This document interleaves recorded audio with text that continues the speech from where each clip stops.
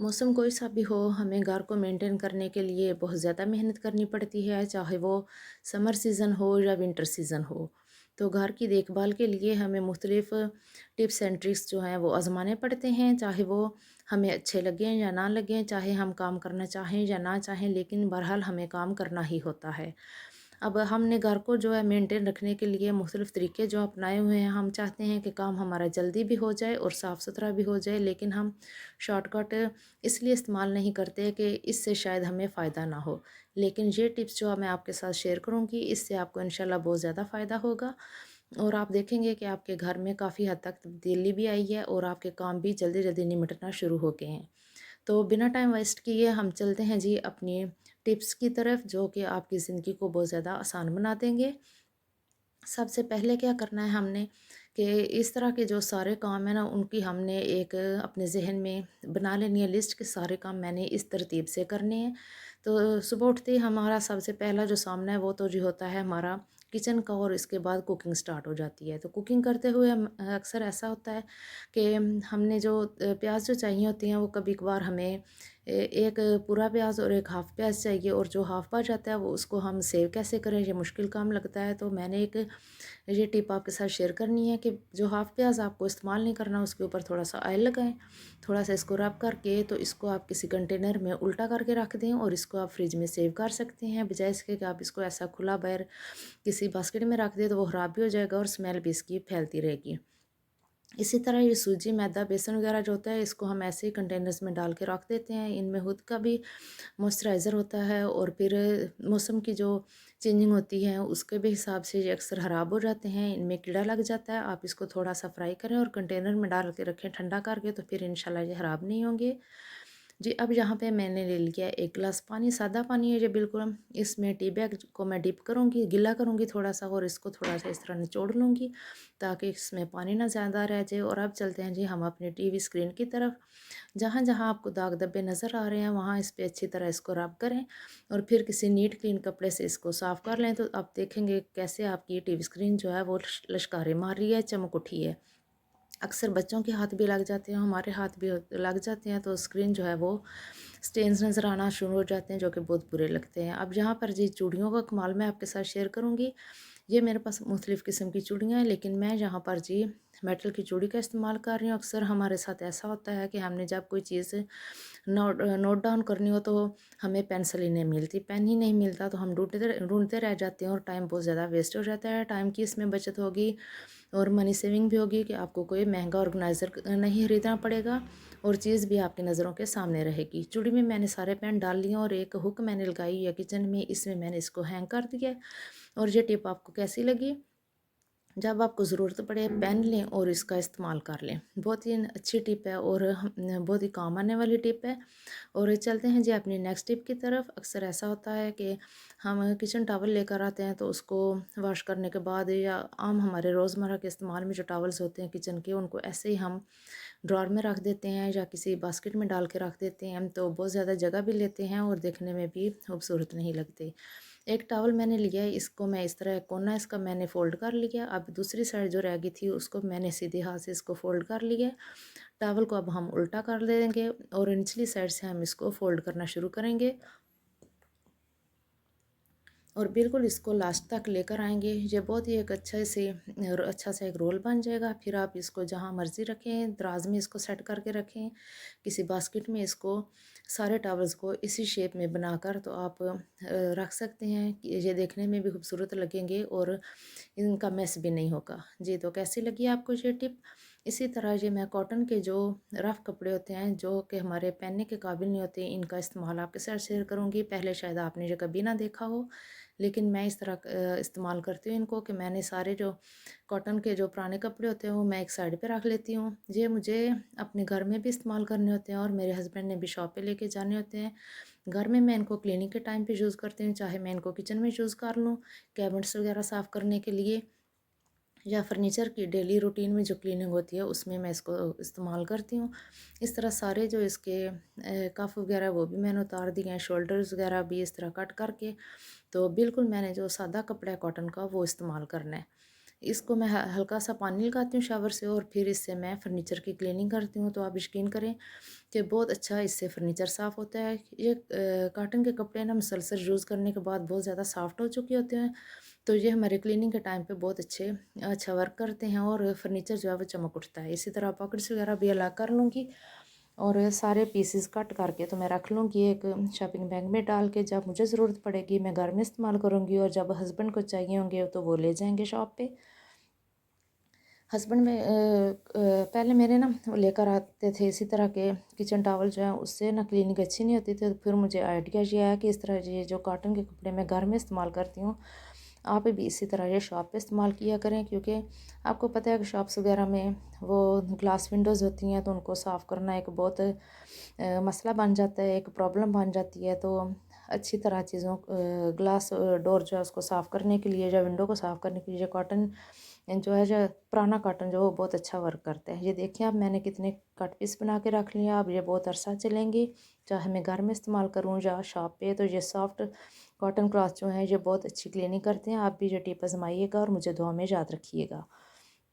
और इन कपड़ों के जो बटन पट्टी है या कफ पट्टी वगैरह वो सारी उतार के मैंने एक साइड पे रख ली थी। अब इनके बटन जो है ये भी मैं उतार कर सेव कर लूँगी। क्योंकि अक्सर ऐसा होता है कि जब भी कोई कपड़े का बटन उतर जाता है तो हमें बाज़ार से नहीं मिलता, तो अक्सर ऐसा होता है कि जो बटन हमने संभाल के रखे होते हैं उनमें से ही मैच हो जाते हैं। या इनको आप डेकोरेशन आइटम्स जो बनाते हैं उनमें भी इस्तेमाल करते हैं। मैंने भी एक बना के रखा है, वो भी मैं किसी दिन आपके साथ शेयर करूँगी। ये बहुत खूबसूरत बनता है। बटन्स का जो डेकोरेशन पीस होता है ना, इसको आप किसी भी चीज़ पे लगा के तो डेकोरेट कर सकते हैं, जो बहुत काम की चीज़ है। इसको फेंकिए मत। और इसी तरह से अगली टिप की तरफ चलते हैं। ये बेबी ऑयल मैंने ले लिया है, आप कोई सा भी बेबी ऑयल ले लें, इसको छोटे टॉवल पे लगाएं इस तरह मसल कर, तो इसको सारा फैला लें और फर्नीचर जिस पे आप देखें कि बहुत ज़्यादा दाग धब्बे बन गया है वहाँ पर इसको रब करें। अच्छी तरह ये क्लीनिंग करता है और फर्नीचर जो है वो लिश्कारे मारना शुरू हो जाता है। इसको आप फ्रिज भी इससे साफ़ कर सकते हैं। फ्रिज डोर जो होता है ना, डेली रूटीन में ये इस्तेमाल होने वाली चीज़ है। तो बहुत ज़्यादा दाग बन जाते हैं, इस पे स्टेन्स बन जाते हैं जो कि देखने में बुरे लगते हैं। तो सुबह जब आप क्लीनिंग कर रहे हो तो थोड़ा एक छोटा सा टॉवल लें, इस पे थोड़ा सा ऑयल लगाएं और सारे घर की क्लीनिंग आप इस तरह करें तो माशाल्लाह से हर चीज़ चमकती हुई नज़र आएगी। इसी तरह हम ये जो डोर हैंडल होते हैं इन पे भी इसका इस्तेमाल कर सकते हैं, क्योंकि इन पे अक्सर सख्त दाग जो हैं वो बन जाते हैं जो कि उतरने का नाम ही नहीं लेते। लेकिन इस टिप को इस्तेमाल करने के बाद आप देखिएगा कि आपके डोर हैंडल जो हैं वो भी काफ़ी हद तक नीट क्लीन और चमकदार हो चुके हैं। और पूरे डोर पर भी आप इसी के टॉवल को घुमा के लगाएं तो ये भी साफ़ सुथरा हो जाएगा। बढ़ते हैं जी नेक्स्ट टिप की तरफ। एक बाउल में मैंने 2 कप पानी ले लिया है। पानी इतना गर्म होना चाहिए कि आपका हाथ इसमें डिप हो सके। और यहाँ पर मैंने ले लिया जी फैब्रिक सॉफ्टनर, इसका 1 कैप मैं इसमें शामिल करूँगी। और इसमें थोड़ा सा मैंने पानी मिक्स करके तो और सॉफ्टनर शामिल करके इसको अच्छी तरह से मिक्स कर लूँगी। और ये अब मैं कहाँ पे इस्तेमाल करने लगी हूँ ये भी मैं आपको बताती हूँ। वही टॉवल मैंने ले लिया, इसको हमने इसमें इतना पानी रखना है, हल्के हाथ से निचोड़ना है, सारा पानी इसमें से रिमूव नहीं कर देना। और किचन के कैबिनेट डेली रूटीन में इस्तेमाल होने वाली ये चीज़ है और इसके हैंडल जो हैं वो अक्सर बहुत ज़्यादा गंदे हो जाते हैं और कैबिनेट भी गंदे हो जाते हैं। गर्म पानी से ये फ़ायदा होगा कि जो इस पे स्टेन लगे हुए हैं ऑयल के, चिकनाई के, वो बहुत आसानी से रिमूव हो जाएंगे। आप सारे कैबिनेट्स को इसी तरह रब करें, इसके तौलिए से रब करें और चमकदार किस्म के कैबिनेट्स आपके सामने आ गए हैं। आप देख सकते हैं जैसे जैसे मैं साफ़ करती जा रही हूँ कैसे कैबिनेट्स चमक रहे हैं। पहले कैसे धुंधले से थे लेकिन अब कितने चमकदार से हो गए हैं।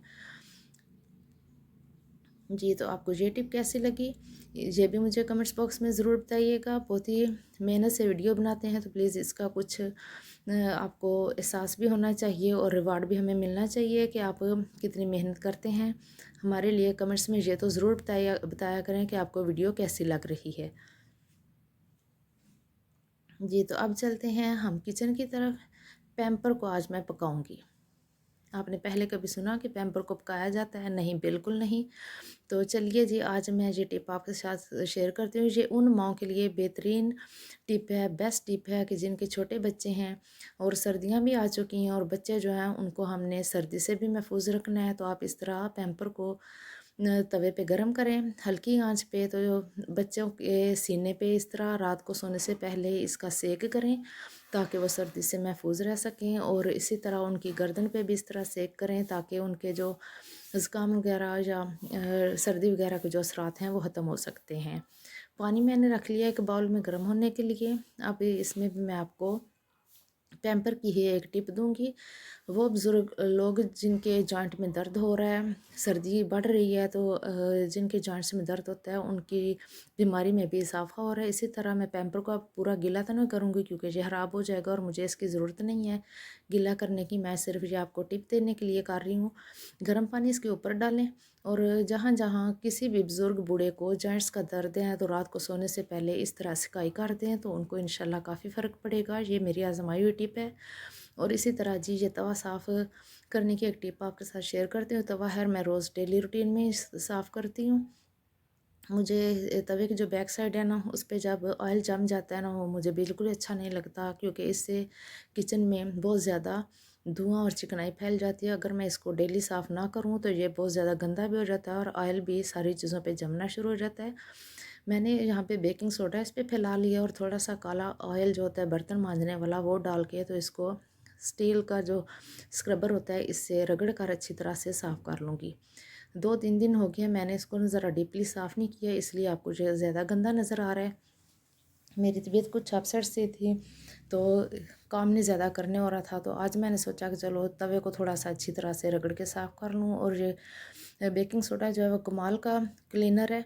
इससे सारी चीज़ें जो है वो बहुत अच्छी तरह साफ़ हो जाती हैं। और तवे को आप एक बार गर्म कर लें और नाइफ़ की मदद से जहाँ जहाँ ये सख्त चिकनाई जम चुकी है आप इसको इजीली रिमूव कर सकते हैं। ये देखें आप कैसे आसानी से छुरी की मदद से ये सारा जो ऑयल जमा हुआ है ये उतर रहा है।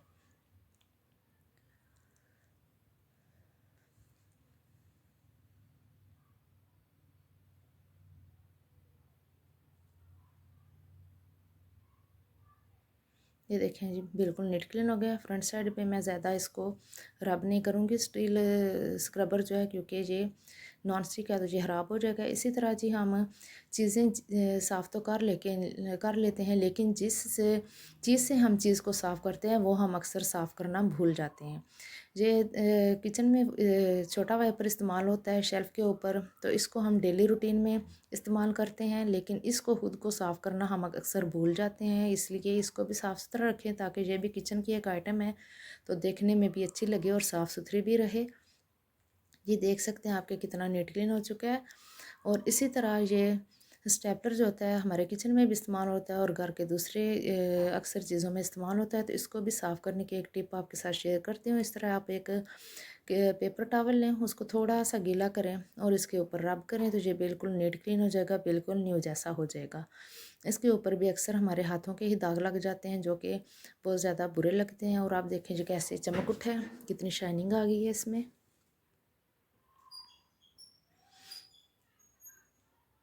फिर जी अब एक टिप है कि हमारे डेली रूटीन में किचन में जो टॉवल और ये किचन नैपकिन्स होते हैं इस्तेमाल होते हैं इनको आप डेली डेली ऐसे ही धो दिया करें तो बहुत ज़्यादा आसानी हो जाती है। अगर 1-2 दिन जमा करके रखें तो फिर ऐसे होता है किचन से स्मेल आना शुरू हो जाती है और ज़्यादा ये गंदे पड़े रहें तो इनमें जरासीम भी बन जाते हैं। तो इसलिए कोशिश किया करें कि लगे हाथों ये भी काम निपटा दिया करें ताकि किचन में इधर उधर मैस भी ना पड़ा रहे और चीज़ भी साफ़ सुथरी हो जाए। मैं इसको अक्सर ऐसे ही धो देती हूँ। अगर 1 या 2 दिन इनको रखना भी हो कोई टाइम ना मिल रहा हो इनको साफ़ करने का तो फिर मैं एक इनको कंटेनर में डाल के तो एक साइड पे करके रखती हूँ ताकि इनकी जो ऑयल वगैरह की स्मेल जो होती है वो पूरे किचन में ना फैले। और फिर दूसरे दिन मशीन में डाल के अच्छी तरह बेबी मशीन मैंने रखी हुई है वॉशिंग मशीन उसमें डाल के अच्छी तरह से वॉश करके ड्राई करके तो फिर इनको संभाल के रखती हूँ।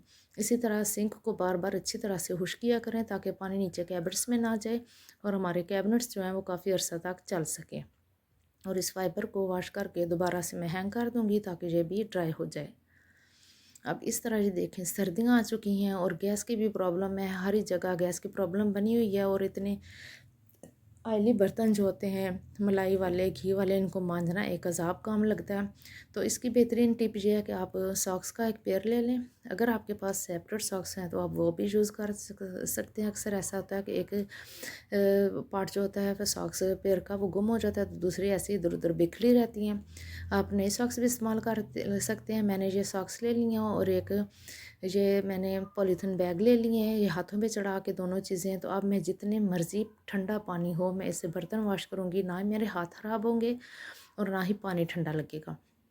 एक रबड़ बैंड ले लें, हेयर रबड़ बैंड जो होता है उससे आप इन दोनों चीज़ों को सिक्योर कर लें, और जितना मर्ज़ी आप सारा दिन बर्तन धोते रहें इस तरीके से, तो आपको पानी भी ठंडा नहीं लगेगा और ना ही आपके हाथ ख़राब होंगे। और ये जो ब्लैक ऑयल होता है बर्तन मांजने वाला, इससे अक्सर ऐसा होता है कि अगर हम इसमें पानी मिक्स ना करें तो इससे नेल्स वगैरह जो है वो ख़राब हो जाते हैं। इन सॉक्स और पॉलीथीन बैग से ये फ़ायदा होगा कि आपके हाथ जो हैं वो बिल्कुल सेफ रहेंगे, ना ही काले होंगे और ना ही क्रैक्स आएंगे हाथों में ठंडे पानी की वजह से। तो कैसी लगी आपको जो मेरी टिप, ये मुझे ज़रूर बताइएगा। मुझे इंतज़ार रहता है आपके फ़ीडबैक का। आप बिल्कुल भी वीडियो को लाइक नहीं करते और ना ही शेयर करते हैं और ना ही चैनल को सब्सक्राइब करते हैं। चलें, आपकी अपनी मर्ज़ी, लेकिन काम तो हमने करना है क्योंकि हमारा ये अपना शौक़ है और हम चाहते हैं कि इससे कुछ दूसरे लोग भी लर्न करें, कुछ सीखें हमारी वीडियो देखकर। हम बहुत कुछ सीख रहे हैं यूट्यूब से, तो हमारी भी यही कोशिश होती है कि हम भी आगे इस तरह की टिप्स एंड ट्रिक्स जो है आपके साथ शेयर करें ताकि दूसरे लोग भी इससे फ़ायदा उठा सकें। जी, तो अब ये शॉपिंग बैग और जो सॉक्स का ये ट्रिक है ये आपको कैसी लगी? इसी तरह जी ये रबड़ के जो ग्लव्स होते हैं ये भी बहुत काम की चीज़ हैं, इनको भी अपने किचन में रखें। मुझे तो खैर ये इस्तेमाल करने की आदत ही नहीं है, अल्लाह का शुक्र है कि कभी हमारे साइड से ना गैस की जो प्रॉब्लम है ना वो बहुत कम होती है। गैस अक्सर रहती है तो पानी भी गर्म ही रहता है, लेकिन ये मैं उन बहनों के लिए टिप दे रही हूँ जिनके घरों में ठंडा पानी होता है बहुत ज़्यादा और बर्तन धोते हुए हाथ तो तकरीबन जम ही जाते हैं। तो इस तरह के ग्लव्स ले आएँ, और सबसे बेहतरीन जो है वो सॉक्स वाला आइडिया मुझे लगा, और इस तरह के ग्लव्स ले आएँ तो इनको भी आप इस्तेमाल कर सकते हैं, ये भी काफ़ी अर्सा चल जाते हैं। और ये फिर इन ग्लव्स को इस्तेमाल करने के बाद जी हम क्या होता है कि इनको ऐसे ही हम या तो वाटर टैप के ऊपर लटका देते हैं, जिससे क्या होता है कि ये गीले रहते हैं और इनका जो वेटनेस है इनकी ये ख़त्म नहीं होती। ये सही नहीं लगता कि इस तरह पानी नीचे गिरता रहे, नुचड़ता रहे और सिंक भी गीला रहे। तो इसकी टिप आपके साथ शेयर करूँगी। इस तरह आप ग्लव्स को इकट्ठा कर लें। इस तरह आपने एक क्लॉथ कैचर ले लेना है और एक सेफ्टी पिन ले लेनी है, और क्लॉथ कैचर के अंदर जो एक छोटी सी लोहे की हुक सी बनी होती है इसमें लगा के आपने हैंग करके तो रख दें इधर। सारा पानी इसका जो है वो ड्रेन हो जाएगा और ग्लव्स जो हैं बिल्कुल ड्राई हो जाएंगे। आपको ये टिप कैसी लगी? छोटी छोटी बातें होती हैं, छोटी छोटी टिप्स एंड ट्रिक्स होती हैं जिनको अप्लाई करें हम को तो बहुत ज़्यादा ज़िंदगी आसान हो सकती है। अब जी ये मैं आपके साथ शेयर करने लगी हूँ एलुमिनियम फॉयल की टिप्स हैं। ये बहुत ही काम की टिप्स हैं और मैंने ये खुद भी आजमाई हुई हैं और ये बहुत अच्छा वर्क करती हैं। सबसे पहले जी हमने ले लेनी है एलुमिनियम फॉयल। इसका इस्तेमाल जो मैं आपके साथ शेयर करूँगी इससे आपके बच्चों के, आपके हस्बैंड के कपड़े इतने ज़्यादा सेव हो जाएंगे कि आप हैरान रह जाएंगे और बिल्कुल वो न्यू लगेंगे। इस तरह की जो शर्ट होती हैं जिनके ऊपर पेंट क्लॉथ लगा होता है तो इनको प्रेस करना बहुत ज़्यादा मुश्किल लगता है, क्योंकि ऐसा होता है कि जब हम इनको प्रेस करते हैं तो इस्त्री के साथ ही ये पेंट वाली जो डिज़ाइनिंग होती है ये चिपक जाती है, ये ख़राब हो जाती है और शर्ट्स जो है वो देखने में एकदम पुरानी पुरानी सी फील होती है जैसे जो ओल्ड शर्ट है। लेकिन इस टिप के बाद आपकी शर्ट्स बिल्कुल न्यू रहेंगी। ये देखें जी, बिल्कुल पता भी नहीं चला और हमारी शर्ट भी जो है वो भी प्रेस हो गई और हमारा जो डिज़ाइन था वो भी बिल्कुल ठीक ठाक सलामत रह गया। इसी तरह अब इस एलुमिनियम की मैं एक और टिप आपके साथ शेयर करूँगी। ये भी बहुत काम की है। फॉयल के ऊपर जब भी कोई काम कर लें तो इसको हमेशा टेप के साथ कवर करके फिर बंद किया करें ताकि आसानी से ये खुल सके। जब हमने कहीं ये फॉयल पेपर इस्तेमाल करना हो तो इस तरह हम हाथ से काटते हैं जो कि बिल्कुल भी सही नहीं कटने होता, ना ही उसकी शेप सीधी रहती है। तो आज आपके साथ ये वाली टिप आपको दिखाने लगी हूँ, शेयर करने लगी हूँ। इसके बाद आपका ये जो फॉयल रोल है बिल्कुल भी वेस्ट नहीं होगा और इसकी जो कटिंग है वो भी बिल्कुल सही होगी जितनी आपने रखनी है। ये इस तरह के एक ना आपने आयरन स्केल ले लेना है। जितनी आपको फॉयल पट्टी चाहिए उस हिसाब से रख के आप इस तरह स्केल को चलाएं तो बिल्कुल सीधी सेध में आपकी पट्टी कट हो जाएगी, वेस्ट नहीं होगी। और बाकी आप रोल करके इसके ऊपर टेप लगा के तो सेव कर सकती हैं।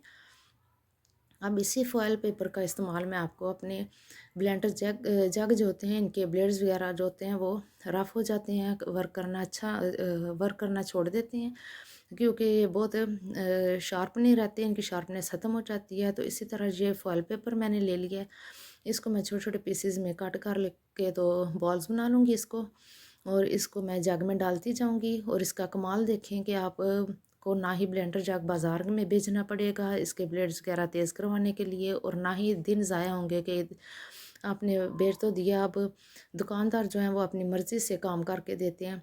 इस तरह इसमें में डाल के आप इस फॉयल पेपर को फुल स्पीड पे मशीन को फुल स्पीड पे चला दें तो इसके ब्लेड्स जो हैं वो बिल्कुल शार्प हो जाएंगे और बहुत अच्छा वर्क करना स्टार्ट कर देंगे। ये देखें कितना चूरा सा बन गया है, और ब्लेड भी आप देख सकते हैं कितनी शाइनिंग इनमें आई है क्योंकि ब्लेड जो है वो शार्प हो चुकी हैं। अब इसकी छोटी डब्बी जो होती है मसाला पीसने वाली चटनी वाली जो होती है, इसको मैं ऐसे ही ब्लेड्स इसके तेज़ कर लूँगी।